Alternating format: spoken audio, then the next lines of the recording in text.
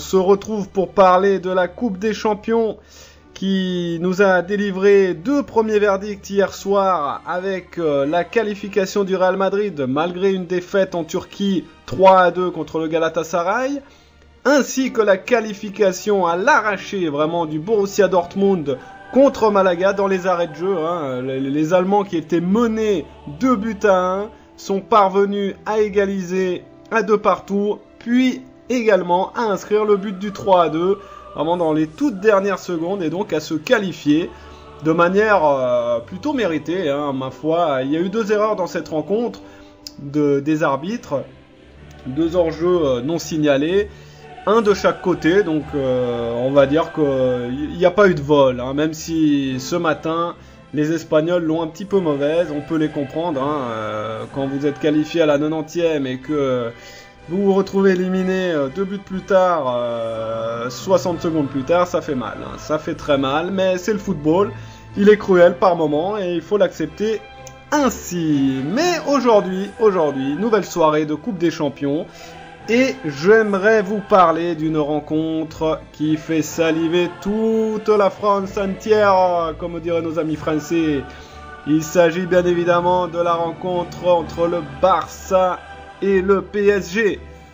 C'est du lourd. Vraiment là, c'est du très lourd. Je pense que si cet été, on avait dit aux supporters parisiens qu'ils retrouveraient le Barça, parce que il faut vous rappeler que cet été, il y a eu le trophée des champions au Parc des Princes, qui opposait le PSG au Barcelone, justement. Ça s'était terminé au tir au but avec une victoire pour les Catalans. Si on avait dit à ce moment-là, au beau milieu de l'été, aux Parisiens qui retrouveraient le Barça et qui plus est irait au Camp Nou jouer une qualification pour une demi-finale de Coupe des Champions, je pense que personne ne l'aurait cru. Et pourtant, c'est bien cela dont il s'agit ce soir. Pourquoi ? Parce que la semaine passée, au Parc des Princes justement, le PSG est parvenu à bloquer les Martiens. Eh oui, ils les ont bloqués de partout au Parc des Princes avec, pour vous rappeler un petit peu les faits, Messi qui avait ouvert le score en première mi-temps. C'est ensuite Ibrahimovic qui avait égalisé à la 79e minute, but très contesté, on va revenir dessus tout à l'heure, suivi d'un penalty obtenu par Sanchez et transformé par Xavi. Et enfin, quand plus personne ne s'y attendait, à la 94e minute, le bon Matuidi qui a inscrit le but du 2 partout, qui laisse un peu de suspense, même beaucoup, on va pas se le cacher, pour cette rencontre de ce soir au Camp Nou, 2 partout. C'est un score, somme toute, très favorable pour les Catalans. Il faut pas non plus voir ce qui n'est pas encore visible, parce que tout simplement, les statistiques nous disent que dans le 80% des cas, lorsque une équipe s'est déplacée et a obtenu un score de 2 partout à l'extérieur, et dans le 80% des cas, cette équipe s'est qualifiée. Donc le Barça est somme toute très serein avant d'affronter le PSG ce soir dans son stade. Mais il y a quand même des petites incertitudes et on va y revenir sur ces incertitudes, à commencer par un point qui a été très important lors du match aller, c'est l'arbitrage de Wolfgang Stark, vivement critiqué. L'arbitre allemand a vraiment reçu des critiques importantes, notamment de la part du Barça, qui a tout simplement rédigé une lettre à l'UEFA, une lettre de plainte. Pourquoi ? Alors, il y a plusieurs points. Tout d'abord, le but de Ibrahimovic, je vous en parlais tout à l'heure. C'est un but où Ibrahimovic, tout simplement, est hors jeu. Maintenant, il est quand même, autant il est visible, très visible, vraiment au ralenti, il n'y a aucun doute. Autant il faut se mettre dans la peau du juge de ligne qui regarde la tête de Thiago Silva, parce que l'action part de là, c'est une tête de Thiago Silva qui ensuite va heurter le poteau et remet donc en jeu, entre guillemets, Ibrahimovic, qui effectivement au moment de la tête de Thiago Silva est un bon mètre au-delà de la défense catalane. Maintenant, le juge de ligne, il regarde quoi ? Il regarde la tête de Thiago Silva, il s'attend pas à ce que, à la limite, il s'attend à ce qu'il y ait but, il s'attend à une parade de Valdés, mais il s'attend pas forcément à ce que le ballon heurte le poteau et revienne sur Ibra. Vous me direz, c'est son boulot, c'est vrai. Malheureusement, ça lui a échappé. Bon bah voilà, quelques minutes plus tard il y a eu le penalty pour le Barça menait quand même 2-1. Si après ils se sont pris ce but dans les dernières secondes, je pense que les Catalans ne peuvent s'en prendre qu'à eux-mêmes tout simplement. En revanche, le deuxième point qui a été fort critiqué par les Espagnols, et là-dessus on ne peut que les soutenir, c'est lorsque Mascherano et Jordi Alba se sont télescopés dans leur surface. Alors là, il y a un règlement qui parle très clair, à savoir, lorsque deux joueurs de la même équipe se télescopent, non seulement ils ne doivent pas sortir, c'est-à-dire que le soigneur est invité à entrer sur la pelouse, il soigne les joueurs et les soignés restent sur la pelouse. Ils n'ont pas à sortir. Grossière erreur donc de Stark qui les a fait sortir justement alors qu'il y avait un corner en plus pour le PSG. Dieu soit loué, on va dire, ils n'ont pas marqué sur ce corner-là, parce que sinon ça aurait fait une polémique ahurissante. Mais disons que malgré tout, voilà, il y a cette loi 5 de la FIFA qui nous dit que lorsque deux joueurs d'une équipe restent à terre, premier point, le soigneur peut venir sur le terrain. Deuxième point, les soignés peuvent reprendre le jeu immédiatement. Ils n'ont pas à sortir, donc c'est une grossière erreur, celle-ci de Stark. Et ces 2 points ont donné donc la lettre, ont été motivés par cette lettre du Barça à l'UEFA. L'UEFA a réagi et a décidé d'écarter Stark pour le reste de la compétition, bien qu'il était pressenti pour arbitrer la finale de Wembley. Donc autant dire que l'arbitre de ce soir, qui est Björn Kuipers, un arbitre hollandais, il sait qu'il n'aura pas le droit à l'erreur, du moins pas ce genre d'erreur-là. Va vraiment falloir rester concentré parce que on ne pardonne rien à ce niveau-là et il manquerait plus que ce soit l'inverse. Je veux dire, il y a des gros enjeux économiques et sportifs. Donc voilà, tout le monde entre guillemets a le droit à l'erreur, mais elle se paye. Donc Barça PSG, on va revenir tout d'abord sur les Catalans. La situation des Catalans, elle est assez simple. Du moins, elle est plus simple que ce qu'ils ont connu en huitième de finale. Où rappelez-vous, ils s'étaient inclinés 2-0 à Milan. Et ils devaient faire la fameuse remontada qu'ils ont bien évidemment réalisée avec un beau 4-0 au match retour. Là, la situation est plus simple. Le Barça a fait 2 partout au Parc des Princes. Autrement dit, ce soir, au coup de sifflet, au coup d'envoi de cette rencontre, le Barça est qualifié. C'est aussi simple que cela. 2 partout, 2 buts à l'extérieur, le Barça est qualifié au début de la rencontre. Donc le Barça n'aura pas, entre guillemets, à partir à l'abordage comme il l'avait fait contre le Milan. Maintenant, on connaît le jeu du Barça, c'est quand même un gros pressing vers l'avant, une grosse efficacité devant les buts, donc ils vont jouer sur ça c'est certain. Ils ont néanmoins 2 absents importants, Mascherano et Puyol. Autrement dit, les 2 tiers de la défense centrale du Barça. Donc, comment faire, comment pallier à ces absences? C'est la grosse question en Catalogne. Pour l'instant, du moins, dans la matinée, les médias espagnols se sont tous rejoints sur l'idée qu'il s'agirait de Adriano pour épauler Piqué dans l'axe de la défense catalane. C'est à voir, ce serait une surprise, parce que je pense qu'on s'attendrait plutôt à Song ou alors Busquets qui reculerait d'un cran et Song au milieu du terrain. C'est à voir, le Barça a envie de conserver finalement son milieu de terrain de base, savoir Iniesta, Busquets, Xavi, et donc peut-être de mettre un autre défenseur, même qu'il ne soit pas du poste pour poste, mais bon, c'est à voir. En tout cas, la formation probable du Barça ce soir, évidemment un 4-3-3, Valdés dans les cages, Alves à droite, Piqué et donc Adriano à confirmer dans l'axe, Jordi Alba à gauche, là on ne change pas une équipe qui gagne. Le milieu de terrain c'est du classique, Busquets, milieu défensif, Xavi et Iniesta qui auront une grosse importance évidemment dans le jeu offensif. Devant Sanchez et Pedro, Villa devrait être sur le banc selon nos dernières informations. Et en pointe de l'attaque, alors là, c'est la grande énigme, c'est le grand point d'interrogation. La presse catalane annonce Fabregas. Mon petit doigt me dit qu'il y aura Messi. Pourquoi? Tout simplement parce que Messi s'est entraîné hier. Donc ce n'est pas sans rappeler Xavi qui était incertain pour le match retour contre le Milan. Il s'était entraîné les 2-3 jours antécédents à la rencontre. Il avait participé sans aucun souci. Ça avait été même un des meilleurs joueurs de cette rencontre. Donc je pense que Messi, qui plus est avec le doublé de Cristiano Ronaldo de la veille, qui mène Cristiano Ronaldo en tête de ce classement des buteurs avec 11 réalisations, hein, Messi en a 8.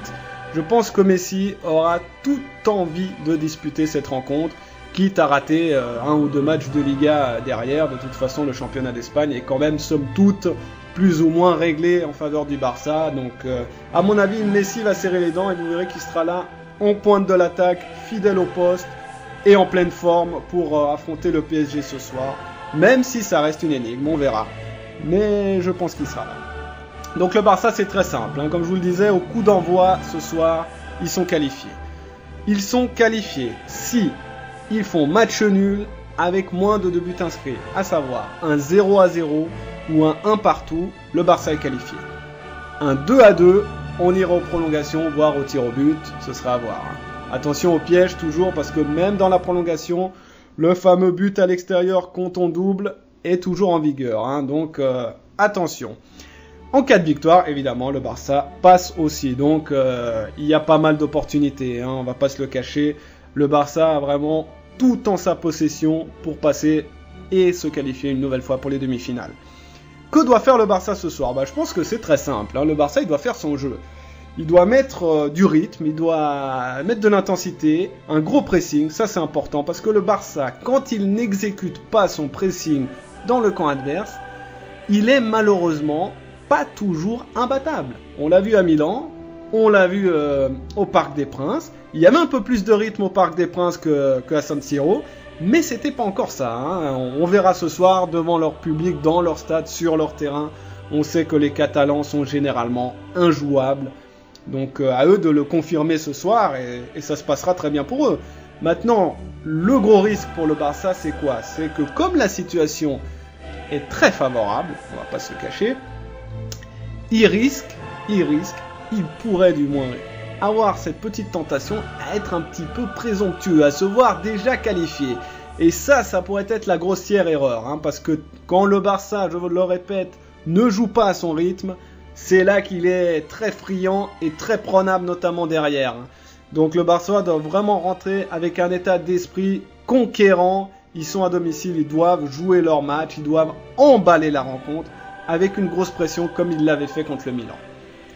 Ceci dit, en face, il y a une équipe qui rêve, il y a une équipe qui a le droit encore, avec ce match retour, de rêver, et c'est le Paris Saint-Germain. Et oui, le Paris Saint-Germain de Carlo Ancelotti, ils peuvent encore rêver, les Parisiens, malgré une absence de poids. On n'en parle pas assez ces derniers jours, et pourtant, vous le verrez sur le terrain, il va manquer, c'est Matuidi. C'est un joueur qui couvre une portion de terrain ahurissante. Les Parisiens jouent à 2 dans l'axe, mais avec Matuidi, c'est 3. Je veux dire, c'est un joueur qui joue pour 2. Il est impressionnant. Cette année, il est en pleine bourre. Fait une saison époustouflante. Il ne sera pas là ce soir en raison d'une disqualification, un somme de carton jaune. Voilà, c'est fort regrettable. Il va manquer. Ça, c'est inéluctable. Il va manquer aux Parisiens ce soir. Des Parisiens qui risquent, là aussi, parce que les Parisiens ont des incertitudes, hein. Il y a Thiago Motta qui revient de blessure. Carlo Ancelotti a dit hier en conférence qu'il n'était pas encore... il n'avait pas le rythme, hein, tout simplement. Donc c'est risqué quand même, hein, de proposer un joueur au Camp Nou face à ce Barça-là dans l'entrejeu qui ne soit pas au rythme. C'est compliqué. Est-ce qu'il sera titulaire ou pas ? Ça va être un peu l'énigme jusqu'à la fin. Une incertitude. Mais à vérifier, hein. Ancelotti doit bien réfléchir à Thiago Motta. Et il y a également Thiago Silva qui n'a pas joué ce week-end en Ligue 1, qui a été reposé. Mais là aussi, à mon avis, c'est un peu d'intox, hein. Je pense que Thiago Silva sera là pour tenir sa place ce soir. On l'espère du moins pour le spectacle, hein, parce qu'il va sans dire que Thiago Silva, c'est le meilleur défenseur au monde actuellement. Mais pas que actuellement, comme veut nous le faire croire la presse française, hein. Il faut savoir que Thiago Silva au Milan, c'était déjà du très haut niveau. Et à mon avis, ça fait déjà facilement 3 ans qu'il est au top, hein, ce joueur, même si on n'en a pas toujours parlé comme il le méritait. Le PSG, formation probable donc en 4-4-2, Sirigu dans les cages bien évidemment, Jallet à droite, Alex Thiago Silva dans l'axe, Maxwell à gauche. Au milieu du terrain, c'est là donc il y a la petite incertitude. Pour l'instant, on annonce toujours Beckham, hein, préféré à Verratti, qui malheureusement, le jeune Italien prend souvent des cartons jaunes en début de match et après voilà, c'est un risque, hein. Donc c'est un risque, à mon avis, Ancelotti ne va pas courir ce soir, comme il n'avait pas voulu le faire au Parc des Princes la semaine passée. Donc Beckham annoncé titulaire, en tout cas, avec Thiago Motta. Donc ça reste à confirmer. Sur l'aile gauche, Pastore. Sur l'aile droite, Lucas. En pointe de l'attaque, le duo Ibrahimovic-Lavezzi. Ibra qui retrouve ses anciens coéquipiers. Ibra qui avait fait un match un peu en demi-teinte à l'aller jusqu'aux dernières minutes. Dans les 10 dernières minutes, il s'est réveillé, il a inscrit ce but et il a fait l'assist à Matuidi. Ibra, la saison dernière, lorsqu'il est revenu au Camp Nou avec le Milan pour le quart de finale retour, il avait fait un assez bon match. Donc je pense que ce soir, il sera présent, il aura envie de bien faire devant son ancien public, puisqu'il a joué bien sûr au Barça. Et le PSG en tout cas compte beaucoup sur lui pour faire remonter son équipe lors de cette rencontre. Donc le PSG, il est qualifié s'il y a un match nul avec plus de 2 buts inscrits. Donc plus que ce qu'il y a eu au match aller, à savoir un 3 partout, un 4 partout, un 5 partout. Il est qualifié s'il gagne. Et comme pour le Barça, en cas de 2-2, c'est prolongation, c'est tir au but. Donc avec en plus là ils auront la faveur du fameux but à l'extérieur. Donc un but en prolongation c'est quasiment réglé. Maintenant, que doit faire le PSG ? C'est très simple. C'est très simple. Au vu de ce qu'il leur faut pour se qualifier, le PSG ce soir, il doit rentrer sur le terrain pour marquer des buts. Je pense que le PSG, comme le Milan en 8e de finale, n'a pas l'effectif pour réaliser les prestations de l'Inter en 2010 et de Chelsea la saison passée. À savoir, se clouer derrière, fermer tous les espaces et repartir en contre. Je pense pas que les Parisiens puissent faire un match propre comme ça. C'est pas possible. Surtout quand on regarde le milieu de terrain. Je veux dire, Pastore et Lucas, c'est pas des milieux de nature très défensive. C'est des milieux qui ont cette capacité à attaquer, à faire mal, à peser sur les défenseurs, à jouer dans la rapidité. Ils sont techniques. Donc le PSG doit jouer son football, doit attaquer. Maintenant, c'est sûr que le Barça ne va pas les laisser faire. Le Barça à domicile, on les connaît. C'est la grosse pression comme je vous parlais tout à l'heure. Mais le PSG a la capacité, à mon avis, de ressortir le ballon proprement en 2-3 touches de balle. Ces fameuses 2-3 sorties, ces fameuses 2-3 premières passes importantes. Pourquoi ? Parce que si vous perdez le ballon à peine que vous l'avez récupéré, c'est terminé. Le Barça vous surprend et ça part en contre et ça fait mal. Donc le PSG devra faire très attention aux relances. Il y a quand même du lourd avec Beckham, on peut dire ce qu'on veut. Certes, il n'a plus le rythme d'antan, mais Beckham, les passes de Beckham, c'est quelque chose. Les passes de Beckham, ça peut faire mal ce soir, sans parler des coups de pied arrêtés. Donc le PSG devra jouer là-dessus, repartir en rapidité sur les ailes avec Pastore et avec Lucas. Et bien sûr, Ibra qui va devoir jouer un grand rôle contre Piqué et Adriano, surtout contre Adriano, qui n'a pas l'habitude de jouer en défense centrale. Donc s'il est aligné, là il y aura vraiment un coup à jouer pour Ibra. Avec l'électron libre, un peu Lavezzi qui à mon avis, comme un feu follet, va accélérer de toutes parts. Et ce serait une bonne occasion, une bonne carte à jouer pour les Parisiens. Donc comme je le disais, le Paris Saint-Germain doit surprendre le Barça. Il doit attaquer.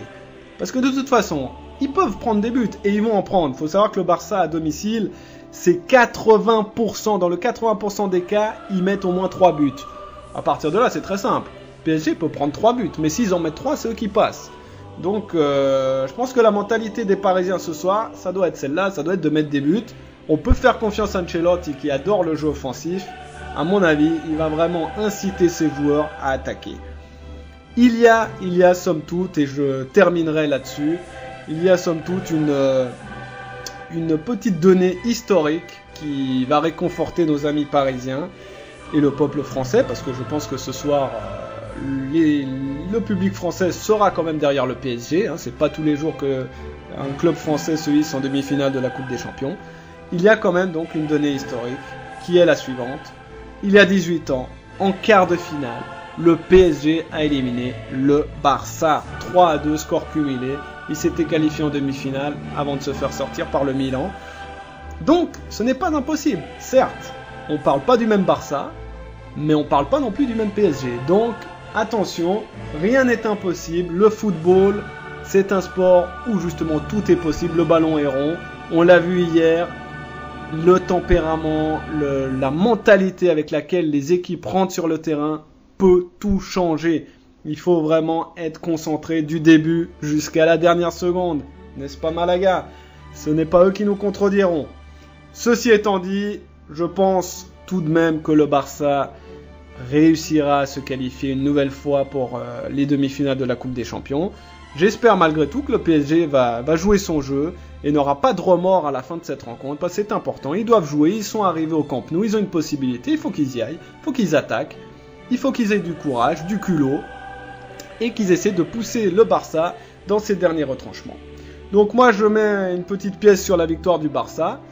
À vous de me dire ce que vous en pensez. Est-ce que vous croyez à la surprise parisienne ou est-ce que vous pensez que le Barça assurera sa qualification ce soir et fera tout autant que leur rival, bien évidemment, madrilène, qui s'est qualifié, je vous le rappelle, hier soir. L'autre rencontre de la soirée, ce sera évidemment Juve-Bayern, la Juve qui s'était inclinée 2-0 en Allemagne. Ça va être compliqué aussi pour les Turinois, mais là aussi, pas impossible. Tout dépendra, à mon avis, du début de match. Si les Italiens arrivent à emballer cette rencontre, allez savoir ce qui peut se passer derrière. On a vu que le Bayern pouvait paniquer contre Arsenal au tour précédent, donc n'oubliez pas ça, rien n'est impossible en football. Une chose est sûre, je pense qu'on va avoir une soirée exceptionnelle. À mon avis, on va avoir 2 rencontres spectaculaires. Il va y avoir des buts ce soir. Ça va même être difficile de choisir entre le Barça ou la Juve. On verra bien, tout dépendra des situations. Une chose est certaine, Barça-PSG, c'est ce soir, c'est 20h45, c'est au Camp Nou. C'est une superbe affiche et je vous invite bien évidemment à me donner votre avis sur cette rencontre. En attendant, je vous souhaite une bonne fin d'après-midi et évidemment un très bon match ce soir, que ce soit Barça-PSG ou Juve-Bayern. Je pense pas qu'on sera déçus. Merci et à tout bientôt.